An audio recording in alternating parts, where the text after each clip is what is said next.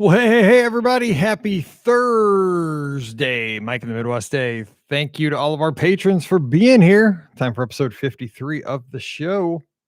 St. Louis-isms. Let's talk about it. I gotta get that swig of Coke Zero to get the brain working. Let's get here and see what we got going on. Let's see here. Oh, we got a lot of comments today.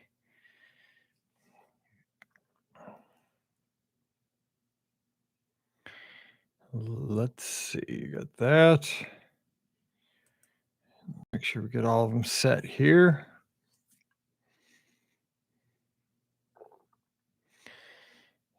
All right. How about we do it? Episode 53, Mike in the Midwest. Well, hey, everybody. Happy Thursday. Hope everyone is doing well. Welcome to episode number 53 of Mike in the Midwest, a mini podcast for the amazing patrons of the Be Our Guest podcast. Again, I don't get to say this enough. If you're getting this show on the feed here, thank you so much for being a patron of the show. Your support means more than you know. It really does help us keep the show going and allowing us to put out as many shows as we do. And we hope you enjoy all the shows. We sure enjoy putting them out. We have a good time. And I appreciate everyone who reached out with and backed me up this week with the Wednesday show, yesterday's podcast, where I mentioned Luca. I live on the second floor. I live upstairs from you. Ricky had no idea what I was talking about. But many of you reached out on social media, texted me, sent me messages saying, I got it, Mike. I'm a child of the 80s. I understand the Luca reference. That's right. I haven't seen the movie, but I've sure heard that song a long time. So thank you for reaching out there. And thank you so much for being here. Hope you enjoy these little, just fun, side shows here as we put them out, usually about 15 to 30 minutes each Thursday. And I'm trying to figure out what I'm going to do on my vacation because we will be down there for a couple of Thursdays. I'll try to record ahead of time, but with the video and the audio, I don't know how that's exactly going to work, but I'll try to get something out here on the feed while we're on vacation because you know me, right? I hate to miss shows. I've never missed a show in 13 years. I make sure that if we go on vacation, we get stuff out there and new stuff. So we'll figure something out. But today we're going to be talking about St. Louis-isms. And this was brought up on the podcast that will come out tomorrow as Ricky and I talked about ice cream because ice cream in St. Louis is usually frozen custard. I don't know if that's true all around the country, but we'll talk about that in a second. But first, we got to get to the feedback from last week's show, which was about Silver Dollar City. And I got to tell you, I'm about 2 weeks out from our Silver Dollar City trip where we went down just for the weekend, went to Silver Dollar City for Saturday and Sunday to celebrate our 15th wedding anniversary. And I'll tell you what, I fell in love with the place. It's great because it's so small. It was so new. It was in such a natural environment. There were trees everywhere. Everywhere was shaded. And they had great rides. They had tons of roller coasters, water rides, shows, great shopping, and amazing snacks. And just everybody was so friendly. So I long to go back to Silver Dollar City. Now, don't get me wrong. I'm 12 days away from heading to Walt Disney World. That's my jam. That's what I love. And I cannot wait. Pop Century for one night, Yacht Club for 4 nights, Caribbean Beach for 4 nights. That's the plan. I'm excited to stay at Caribbean Beach. I actually won that stay at Caribbean Beach. We had an internal contest at the Magic for Less back in January. And whichever agent booked the most travel for the month of January, you won a 4-night stay at a moderate. And that's why instead of staying for 5 nights, we get to stay for 9 nights because we won that. I got to, thanks to my great, if you're one of my guests at the Magic for Less, thank you so much for booking with me because that allowed me to win a 4-night stay. And that's our Caribbean Beach stay. So that's why we're going Pop, Yacht, Caribbean Beach. And of course, the Pop night we just added on a few weeks ago because we were going to get in about 2:00 in the afternoon. And I was like, we're going to waste our whole first day. So you've probably done it, right? I'm like, just stay 1 night at a value. So I'm there and we can start that morning at Walt Disney World having a good time. So that's kind of why it's working out. Pop, Yacht, Caribbean Beach. And I can't wait to tweet everything. And, Instagram, it'll be lit up. So you'll see everything from the trip. We're taking Mallory's friend who's never really been to the parks. And that's going to be fun. And what I want to do is put together a podcast episode as I've done in the past. I'll record each day, maybe at the beginning of the day, or the end of the day, and get some instant feedback and really get Megan's thoughts with Mallory, kind of to see what she thinks about things. Because Mallory knows what's coming. She doesn't. So we'll have a good time with that. All right, let's get to the feedback from the Silver Dollar City show. And Lori Weiner, one of our great lizards, she runs half marathons like, everybody else eats toast for breakfast. I think she's up to about 115 half marathons. It's crazy. I can't even imagine what her trophy room looks like, what her wall medal rack looks like. I mean, I think I have a lot of medals, but I don't run a lot of races. I run 1 or 2 a year, maybe 3 a year, maybe. She runs them every weekend. And Laurie says, this was an awesome report, Mike. Now I want to go to Silver Dollar City. Need to find a race to run in Branson and hit Silver Dollar City after for a few days. Let me just give some feedback on this. While we were in Silver Dollar City, I brought my running sneakers because I like to run every morning, even on vacation. I don't always necessarily run 13 miles, but I like to get in a few miles before the day starts. And I thought, oh, Branson, it's going to be beautiful. It's in the Ozarks. Laurie, Branson is hilly. The Ozarks in general are hilly. So what did I do? I wimped out. I just got on the treadmill and ran 10 miles each morning on the treadmill before we headed over.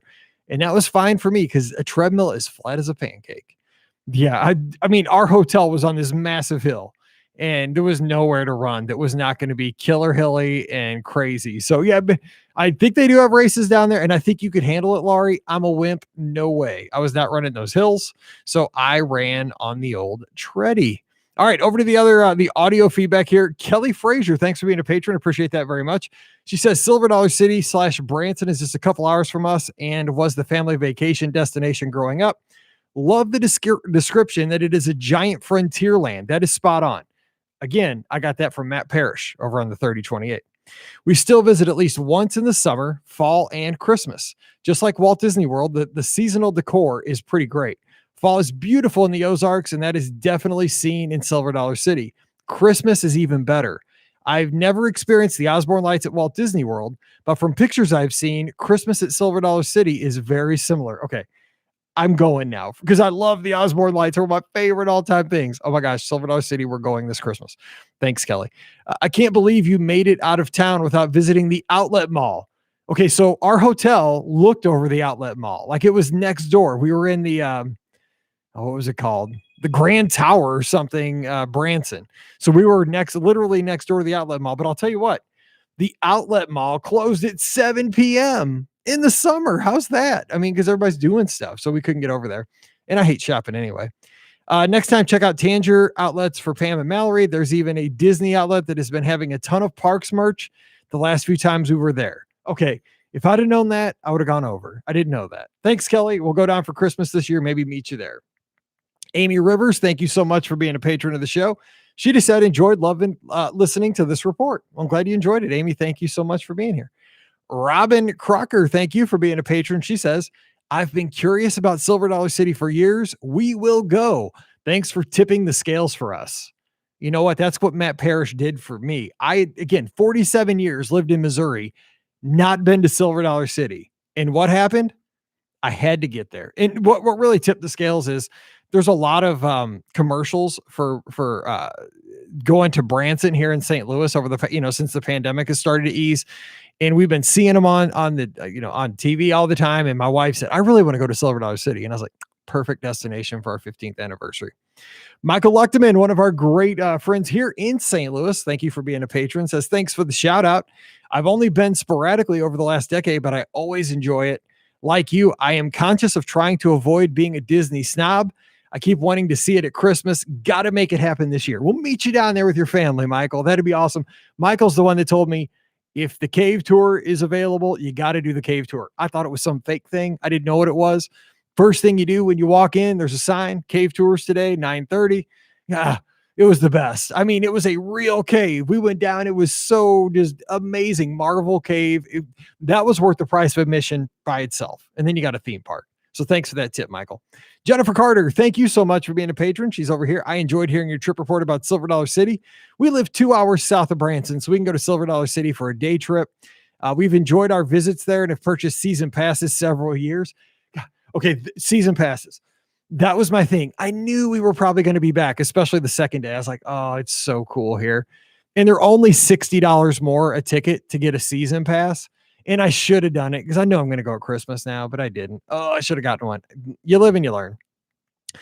She says you definitely need to go back to Silver Dollar City around Christmas.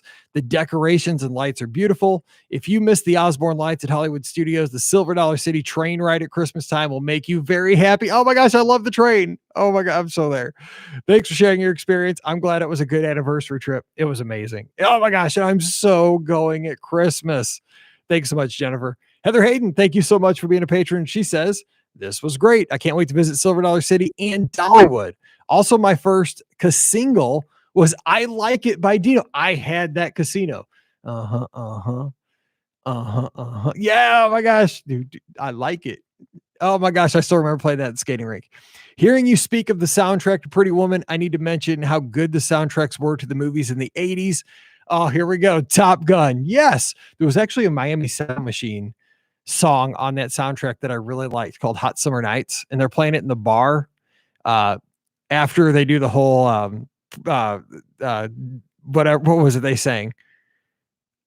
You never close your eyes. What's the name of that song anymore?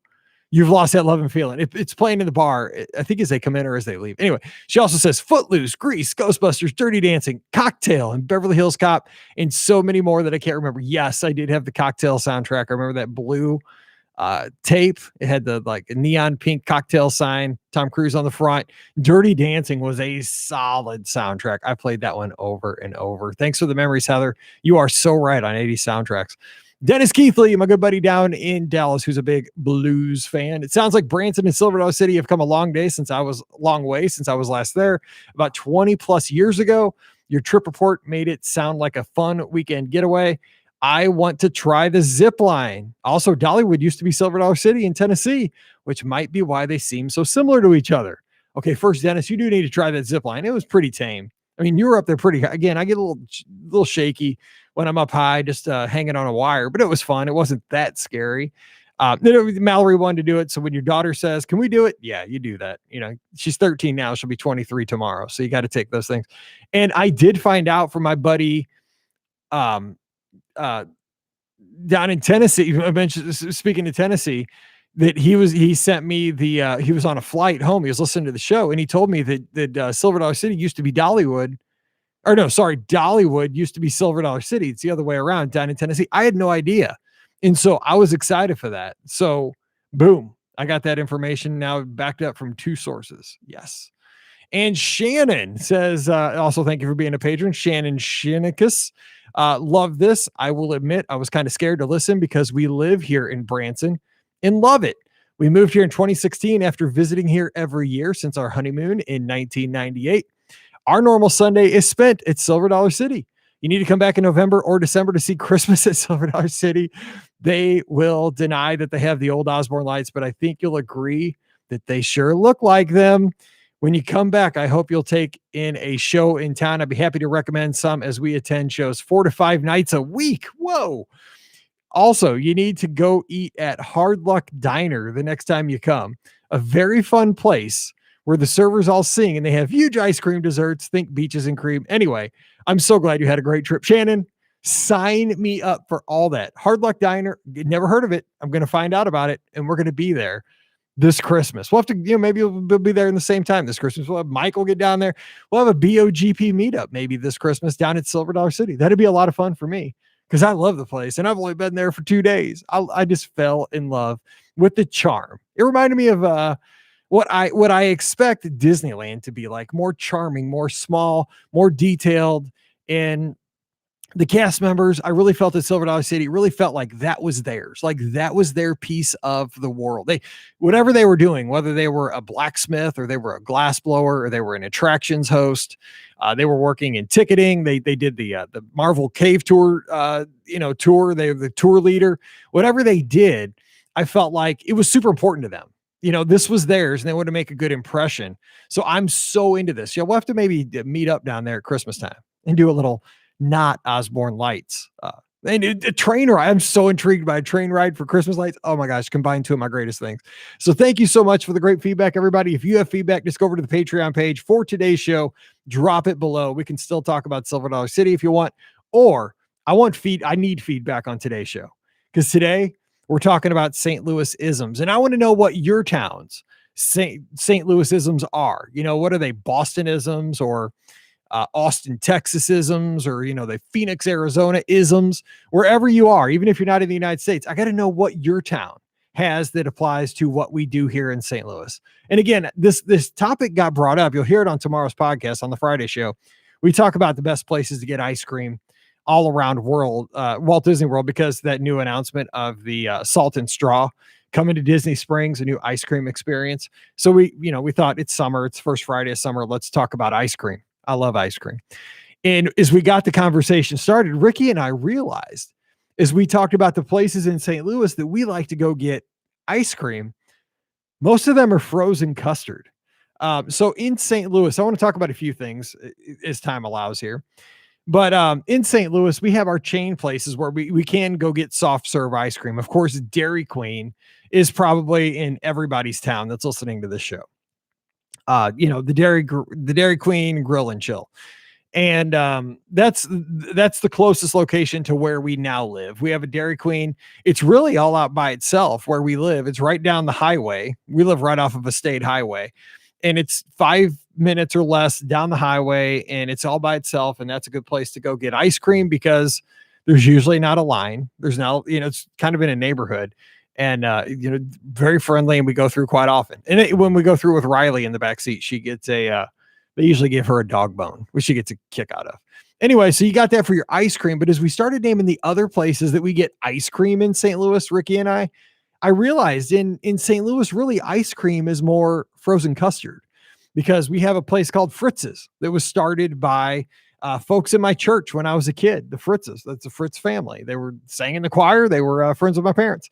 They decided to start an ice cream stand. It was a frozen custard stand. They took over an old closed out A&W building in Florissant, where I grew up, and turned it into an ice cream place. And it got super popular. Then they opened a second location and a third, and they have them all over St. Louis now. But, we always say, let's go get ice cream. But really, we go to Fritz's, we get frozen custard. Another place we get ice cream in St. Louis, Culver's. I know that's a place that is more popular up in like Wisconsin, up in Michigan, up in the Great Lakes area, but they've made their way to St. Louis. They're a restaurant that serves, fish and burgers and all kinds of chili, but they also have great frozen custard. Again, another place that we go to, Freddy's, steak burgers and ice, and it says ice cream, but it's frozen custard. Another place that we go to is Silky's. Now that's a local place just here in St. Louis. Actually, just here in St. Charles, I think it's frozen custard. And we have another place called Andy's. Now, I thought Andy's was just a Missouri thing. I know it started in Springfield, Missouri, because I believe, again, Matt Parrish getting all the shout outs on today's show. He says he knows Andy down in Springfield, who started again, like the Fritz's, he started his own little stand of frozen custard. And now it's a nationwide chain, but we just got Andy's frozen custard in St. Peter's, where I live down the road. So most of the places we go to get ice cream, we don't get ice cream. We get frozen custard. Is that true where you live? This is what I want to ask. Like if you're in Chicago, or if you're in Denver, if you're in Washington State, down in Florida or Georgia, when you go to get ice cream, do you get ice cream? Like when I consider ice cream, I think of like Dairy Queen, Baskin Robbins is ice cream, kind of, hard scoop, stuff like that. But mostly in St. Louis, whenever I go to get ice cream, really what I'm going to get is frozen custard. Okay. So another thing in St. Louis that we're known for, and that I've seen on social media, just people going crazy, losing their stuff over this, is, for one thing, you probably have a Panera bread company or whatever it's called in your town. Maybe. I don't know. So we had this company growing up my whole life here in St. Louis. It was called St. Louis Bread Company. St. Louis Bread Company. And what it was Panera. But in St. Louis, they're not called Panera. They're called St. Louis Bread Company, but they're the same thing. Now, the thing is, in St. Louis, we don't cut our bagels in half. We take our bagels and we do what's called cut them like slice them like bread, is what you tell them when you order a bagel. And when I go to Bread Company, we call it Bread Co. When I go to Bread Co., I ask them for a cinnamon crunch bagel sliced like bread. And they take your bagel. I mean, it's what everybody does. It's not unusual. It's what everybody does when you get them, almost everybody. They take your bagel there and they put it in this machine. It goes, and it comes out and it's sliced like bread. So you have basically like, I don't know, 15 little chunks of bagel and you can snack on them. And this is great for offices because a lot of times in our teacher's lounge, on a Friday, somebody would bring in a variety of bagels and you got them sliced like bread so that you could just go grab a piece of a cinnamon crunch, a piece of a plain, a piece of a raisin, whatever. You can get a variety pack, right? If you just cut it in half, whoosh, you got to take half of the bagel and that's it. You don't get the variety. So when people freak out about St. Louisans cutting their bagels like bread, I don't understand that because they're easier to eat throughout the day. You just take a little piece. I mean, they're like little, like almost like the size of like a pizza roll. You get a little piece, you eat it, and then you could, you just grab into the bag and pull it out. It's more for snacking and it's more convenient. I just think we do that better than the rest of the world. I know I'm going to get feedback on that, but I'm just saying it's way easier for snacking and for a variety pack. You can slice them like bread and have many hundreds of little slices of different kinds of bagels, and you go on your way and try different things. That's one thing we're known for. Another St. Louis thing that we're totally known for is our pizza. Now, I know other places have their pizza, New York style pizza. Scott is always sending me these awesome looking Detroit style pizzas that he has up in Michigan. In St. Louis, we have a couple of things that are unique about our pizzas. Typically a St. Louis pizza is going to be thin crust and it's going to be, it's not going to have the big like Pizza Hut thick crust, or it's not going to have the Chicago style thick crust like we got at Geno's. When we went up to Geno's East, that was really good. Holy cow. But in St. Louis, a couple things about our pizzas. One of the places, a chain that is only in St. Louis, that if you ever watch the St. Louis Blues, they're a huge sponsor of them. It's called Emo's Pizza, IMO''S. It's a family, and that's their last name, the Emo family. And again, they started just a family pizza parlor, made their pizzas their way, and they've become a St. Louis staple. They're all over St. Louis. And the thing that makes an Emo's Pizza unique from other pizzas is a couple things. First of all, it's a round pizza, but it's cut into squares. Like it's not into the wedges or triangles. We take it and we go across and you go down and you have all these different little squares. Again, maybe we have a thing with like cutting stuff into little pieces. I didn't think about that because that's usually what you get with the pizza, little bitty pieces of pizza. Now, the other thing that puts it over the top, and this is what drives my brother-in-law crazy. He can't eat Emos because he is from Indiana. He met Pam's sister. They got married at Mizzou, or they met at Mizzou and got married. And to this day, he cannot eat Emos. And everybody from St. Louis eats it like it's normal. Is that an Emo's pizza has Provel cheese? That's the kind of cheese that's on a lot of St. Louis style pizzas. So if you ever come to St. Louis and you get a pizza, you're probably going to get Provel cheese. He cannot stand Provel cheese on a pizza. He's like, oh, gag.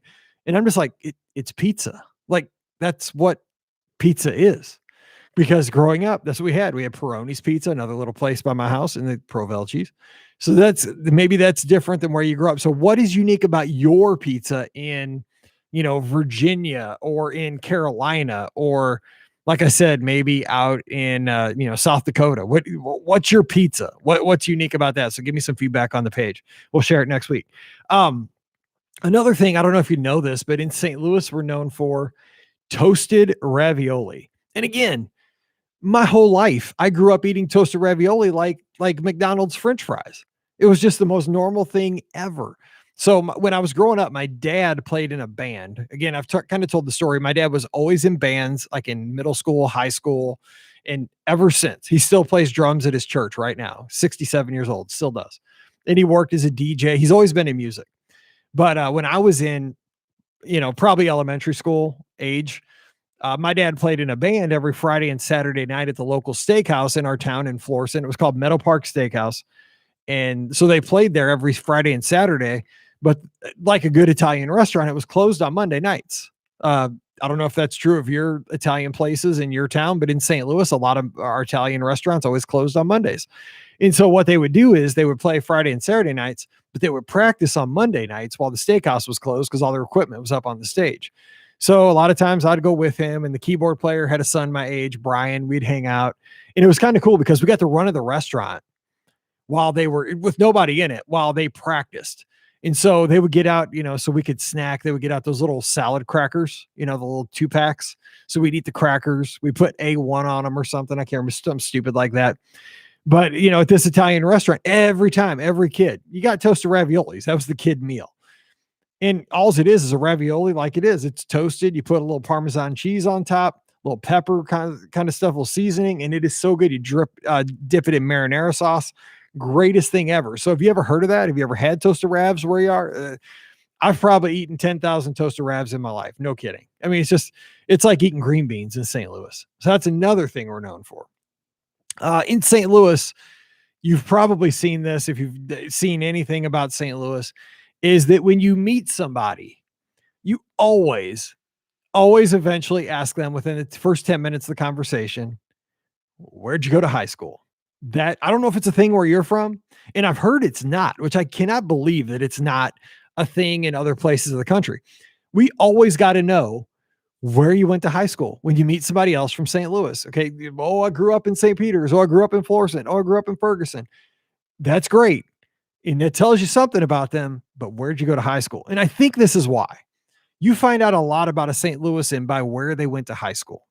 You find out about, obviously, the neighborhood in which they live, because in Florissant, it was a town of 55,000. We had like 4, 5, 6 high schools. But if you narrow it down to, I went to Hazelwood Central. Okay, now I know you lived in that part of Florissant, the newer part, the unincorporated part of Florissant.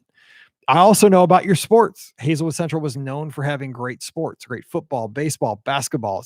Still is pretty much. So I kind of know that about you.